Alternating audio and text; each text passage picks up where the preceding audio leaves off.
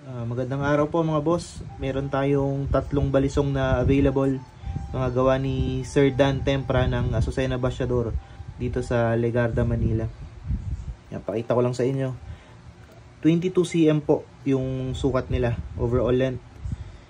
Yan, meron tayong karambit balisong, razor sharp na yan. Isang side lang po yung talim nila.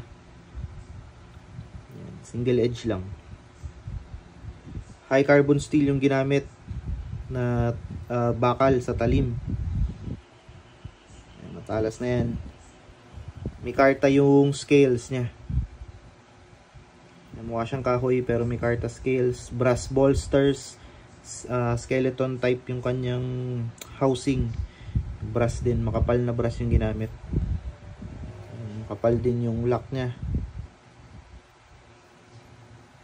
Ayan. Mabigat sila mga boss. Sulit. Di tinipid sa materialis yan. 22 cm karambit balisong, available yan. Itong isa 22 cm din siya. Kampilan yung blade profile nya. Kampilan inspired.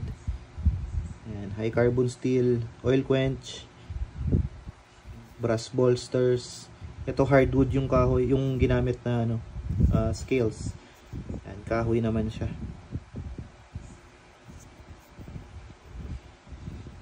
Skeleton type din sila. Makapal yung brass.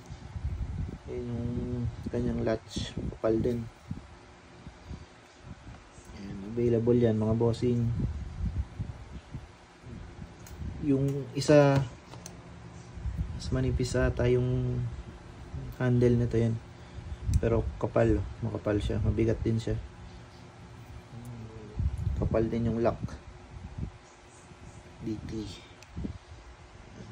kukri naman yung kanyang blade profile.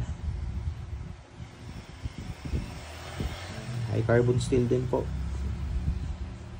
Ayan, false edge, kukri. Hardwood din yung kanyang kapit.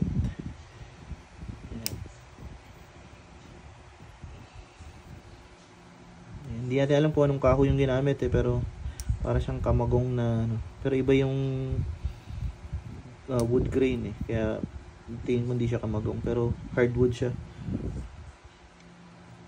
Medyo manipis yung handle niya compared dun sa dalawa, pero makapal yung kanyang bahay. Available yan mga bossing, gawa ni Sir Dan. Sa mga kolektor na naghahanap nito, dami nag-PPM, ngayon lang tayo nagkaroon. Yan, so chat lang mga boss, PM lang po kayo kung interesado po kayo. Meron tayong yung karambit blade profile, kampilan blade profile, tsaka yung kukri inspired.